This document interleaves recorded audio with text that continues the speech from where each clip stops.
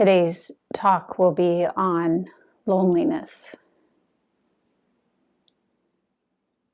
Recently, I was showing photos from a monastery, and somebody made the comment about, of course, how beautiful it is, but also there's something coming up, and I feel lonely.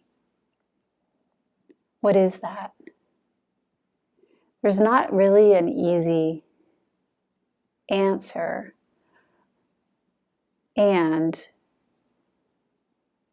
it has something to do with the space in between. So as we've already been talking about liminal space this week, the spaces in between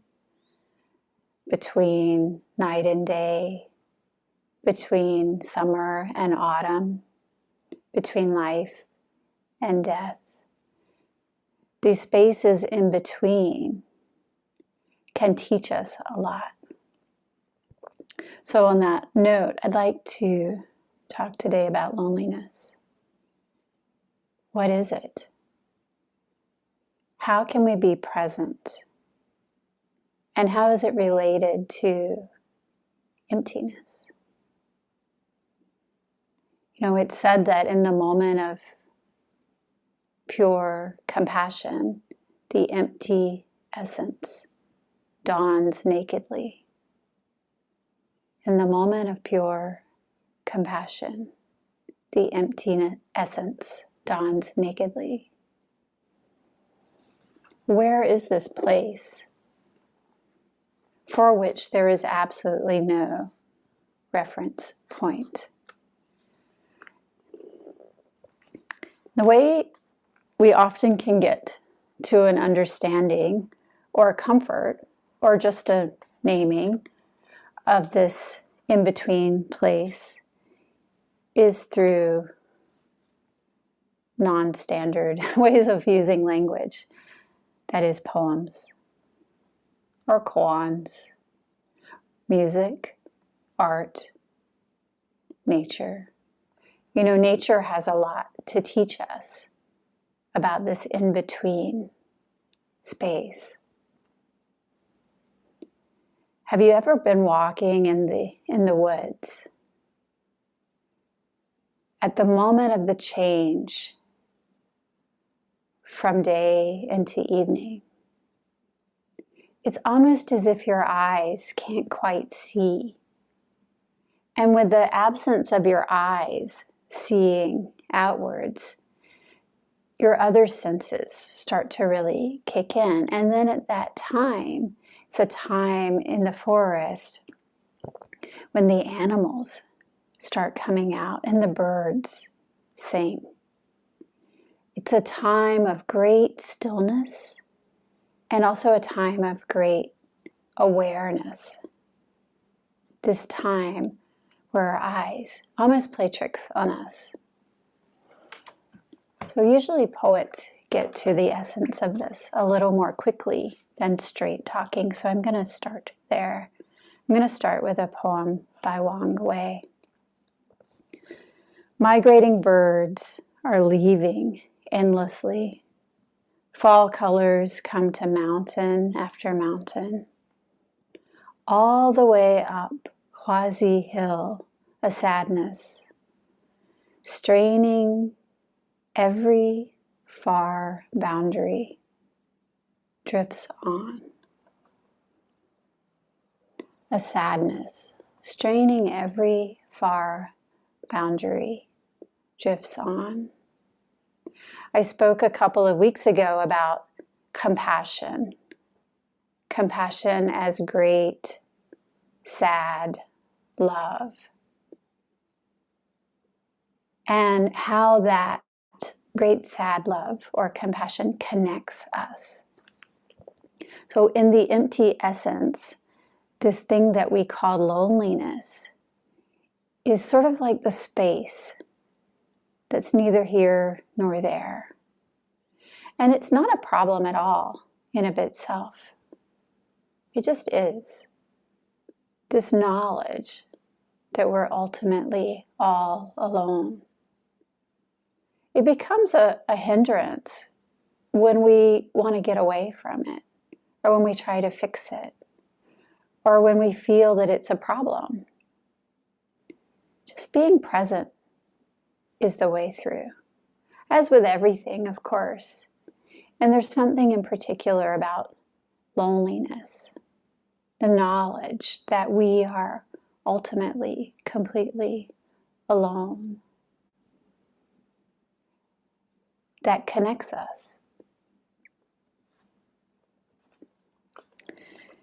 This is a poem by Charles Wright, the poet. It's called Watching the Equinox Arrive in Charlottesville, September 1992, 2:23 p.m. The season glides to a click. Nobody says a word from where I sit. Shadows, dark flags from nothing's country. Birds in the deep sky, then not. Cricket caught in the outback between a grass spear and a leaf. The quince bush is losing its leaves in the fall's early chemotherapy, and stick-stemmed spikes of the lemon tree spink in the sun. Autumnal outtakes, autumnal stills. Mockingbird, sing me a song, back here where the windfall apples rot to the bee's joy, where the peach sheaths and pear sheaths piebald and brindle, where each year the orchard unlearns everything it's been taught. The weekend's rainfall pools in its untroubled waters. Doves putter about in the still green limbs of the leaves. Ants inch up the cinder blocks, and lawn spiders swing from the vines. You've got to learn to unlearn things, the season repeats. For every change, there's a form. We've got to learn to unlearn things.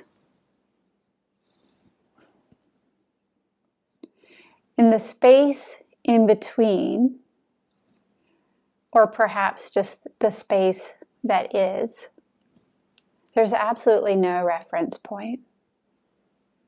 This is emptiness. The not grabbing here, not holding on here, not overly active, not checked out. Right in the middle, there's a little dip that can be quite disconcerting when we first experience it. I think, of course, we always know that it's here, this in-between. And we exert a lot of effort trying to get away from it. Oh, this is the basic hindrance to our practice. And this is what we work with in our Zazen practice. We all know this. We sit. We allow our breath to settle into our lower belly. And as we sit, thoughts come up, pulling us away from this present moment. So we let them go and come back to the breath. And as we sit, uncomfortable things come up as well. Sometimes we will do anything to get away from them. We create a story. Maybe our bodies hurt. Maybe we just feel like we can't do it. We get anxious. Our minds are so creative in trying to get away from this present moment. And what I want to offer today is the suggestion, or maybe the truth, that this present moment is all there is. And all the things that we come up with to try to get away from it pull us away from the ease that is our birthright.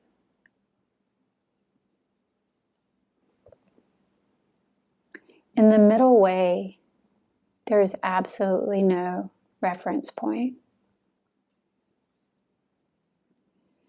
However, sometimes becoming unstuck,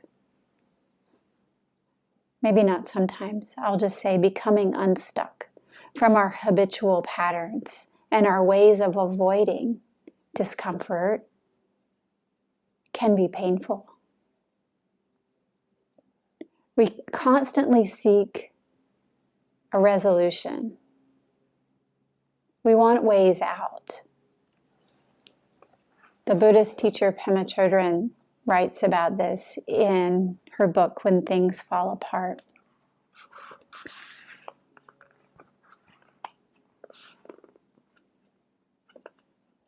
We hear a lot about the pain of samsara, this is suffering, and we also hear about liberation.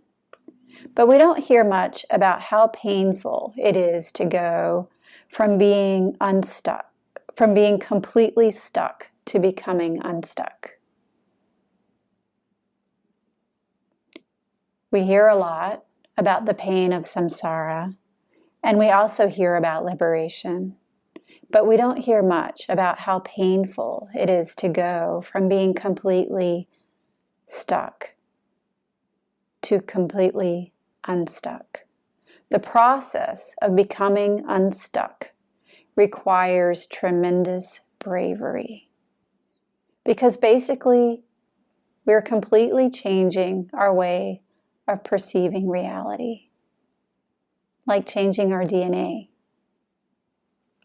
We're undoing a pattern that is not just our pattern, it's the human pattern. It's the human pattern. We project onto the world a zillion possibilities of attaining resolution. We can have whiter teeth, a weed-free lawn, a strive-free life, a world without embarrassment. We can live happily ever after. This pattern keeps us dissatisfied and causes us a lot of suffering. Why? Because it's constantly pulling us out, pulling us away from what is. Sometimes what is uncomfortable.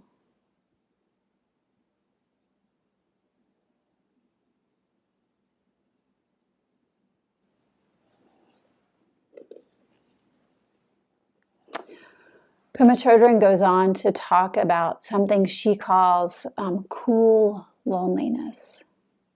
This is a kind of loneliness that's related to ease. A loneliness that's okay with being alone. A loneliness that understands that truly being alone is our full connection to every single thing in the universe. This requires letting go of me. Me is separate from you. It requires letting go of our fixing, our grabbiness. It requires letting go of our assumption that there's a problem that needs to be fixed. And me, can fix it.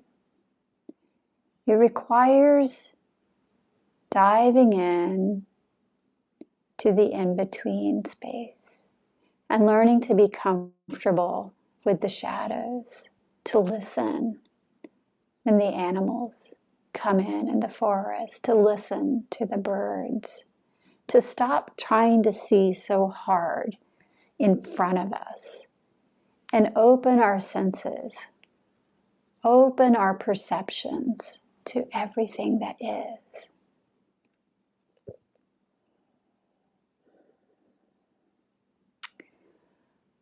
Cool loneliness, as she describes it, has 6 aspects.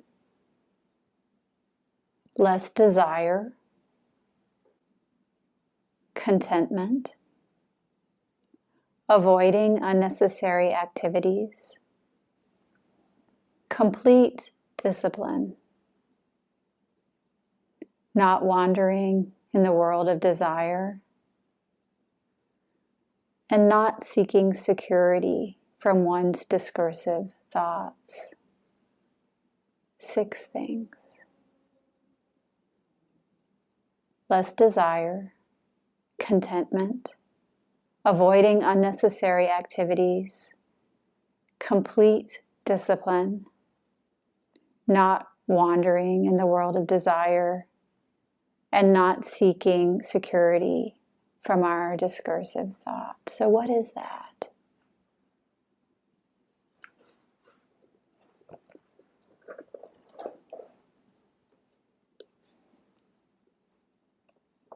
First, I'm going to return to Charles Wright and a poem, lest we get too attached to our thinking minds. Same poem, second section. Open your mouth, you're lost. Close your mouth, you are lost. So the Buddhists say. They also say live in the world unattached to the dust of the world. Not so easy to do when the thin, monotonous tick of the universe painfully pries our lips apart and dirties our tongues with soiled, incessant music. Not so easy to do when the right front tire blows out or the phone rings at 3 a.m. and the ghost voice says, "It's 911, please hold." They say, enter the blackness, the form of forms. They say, no matter how we see ourselves, sleeping and dreaming, see us light. Still, there's another story, that what's inside us is what's outside us. That what we see outside ourselves, we'll soon see inside ourselves. It's visible and is our garment. Better, perhaps, to wear that. Better to live as though we already lived in the afterlife, unattached to our cape of starred flesh. But Jesus said, lift up the stone and you will find me. Break open a piece of wood, I'm there. It's hard to argue with that. Hard to imagine a paradise beyond what the hand breaks.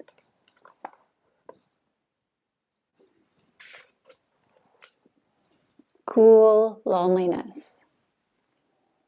Less desire, contentment, avoiding unnecessary activities, complete discipline, not wandering in the world of desire, and not seeking security from our discursive thoughts.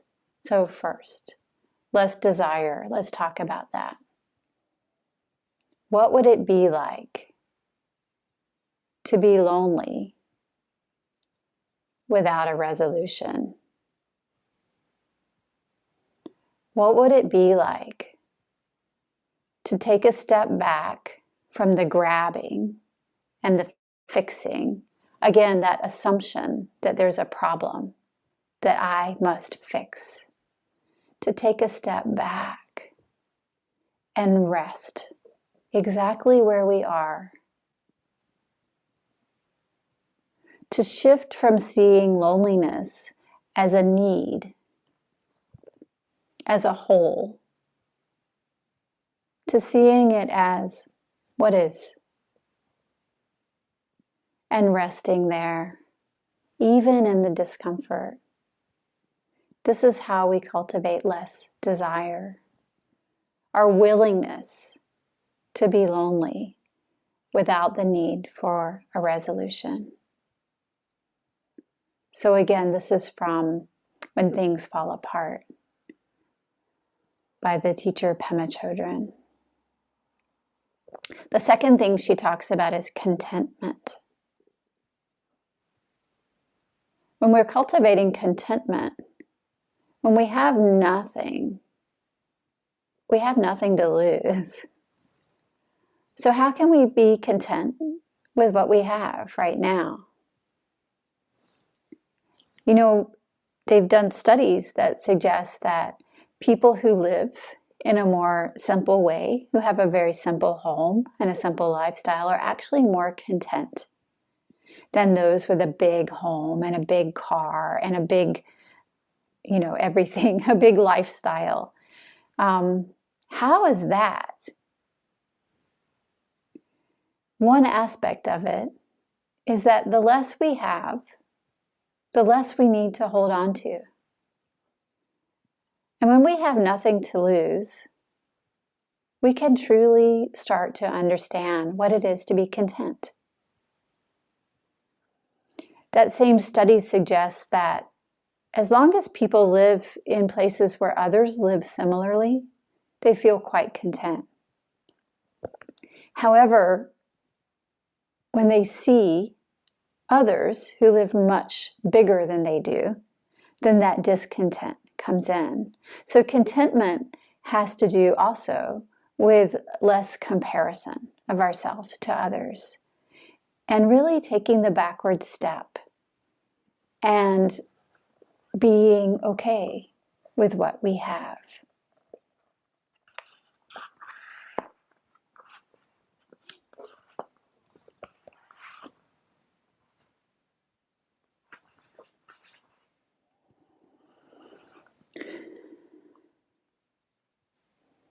When we have nothing to lose. We don't have anything to lose, but being programmed in our guts to feel that we have a lot to lose. Our feeling that we have a lot to lose is rooted in fear of loneliness, of change, of anything that can't be resolved, of non-existence. The hope that we can avoid this feeling and the fear that we can't become our reference point.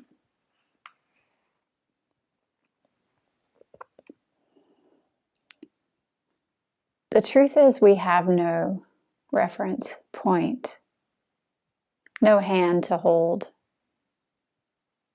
When we understand this, we can either freak out or we can settle in. Contentment is a synonym for loneliness, cool loneliness, settling down into cool loneliness. We give up believing that being able to escape our loneliness is going to bring any lasting happiness or joy or sense of well-being or courage or strength. Usually we have to give up this belief about 1 billion times, again and again, making friends with our jumpiness and our dread, doing the same old thing 1 billion times with awareness. And then, without our even noticing, something begins to shift. We can just be lonely, with no alternatives, content to be right here, with the mood and texture of what's happening. This is true contentment. This is the second aspect of cool loneliness. The third is avoiding unnecessary activities. What does that mean? It means stop looking for a way out, for an escape. Stop looking for things to do to satisfy us. We try to keep ourselves busy sometimes to avoid the pain and discomfort of what is and what's here right now. And we all get sucked into this pattern of doing more, maybe learning more, reading more, studying more, taking care of more things. These things take us away from what is. So by avoiding unnecessary activities, what we step backwards into is simply the present moment. What if we stopped doing so much? What if we cultivated the ability to be present to what is? What a revolutionary thought. The next aspect is complete discipline. Complete discipline is our practice.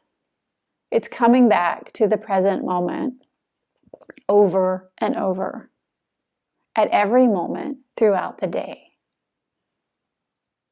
It's when we sit, when we practice Zazen, really letting go, and not just sitting and going through the motions, but bringing our practice back with some energy to the present moment, letting go on purpose. Complete discipline requires us to show up. It requires us to show up with the understanding that we are completely, fundamentally alone. And that's okay. This is the only way to be in this world. Our practice can't be done by somebody else. No one else can do it but us. So we have to let go of this idea that there's somebody out there who's going to fix us. If I could just meet that, if I could just learn that right thing, if I could just. When we let go of this, when we cultivate the ability to let go of this through the discipline of our practice, then we develop, just as she mentioned in the last paragraph I read, we develop the ability to be present. Maybe a bajillion times of letting go. And we cultivate the ability to stay present. This is our discipline. The next aspect is not wandering in the world of desire. These are our things that we do to distract ourselves, our foods, our drinks, our Instagrams, the people, all the stuff we do to try to kind of put a balm on our suffering, to try to mitigate it. If I just had this lovely, delicious thing to eat, then I'll feel better. I don't think we think like that exactly. We just feel that strong truth that that piece of chocolate is exactly the right solution. Or sometimes we feel the strong buzz that what we need to feel connected lives in our phone. If we could just find it. If we could just find it. And then it's not that. It's not the phone. It's not the chocolate. Maybe it's something else. Maybe it's something I could read or a friend I could talk to. Maybe I should go for a walk. This is wandering in the world of desire. And when we cultivate the ability to let go of it, we can experience the cool loneliness that gives us ease. And the final thing she talks about is not seeking security from our discursive thoughts. And what is that? This is the chatter, the incessant, continuous, non-stopping chatter that's inside of us. This chatter that keeps going and going and going. So not seeking security in that means to be present to the internal chatter without listening to it or going down the road. It means dropping our ideas and our judgments.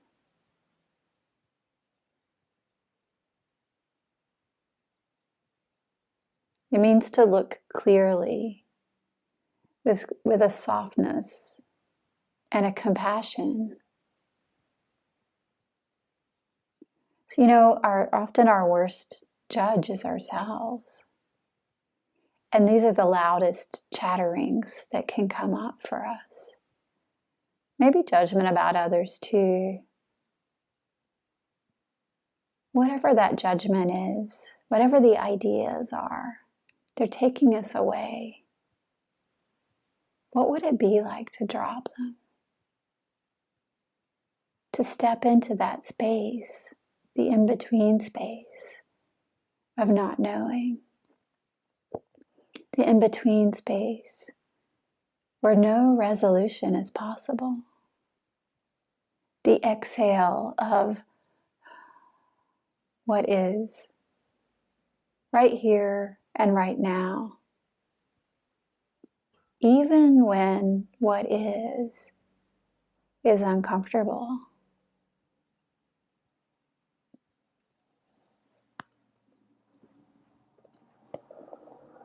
I'm going to return to that first passage that I read.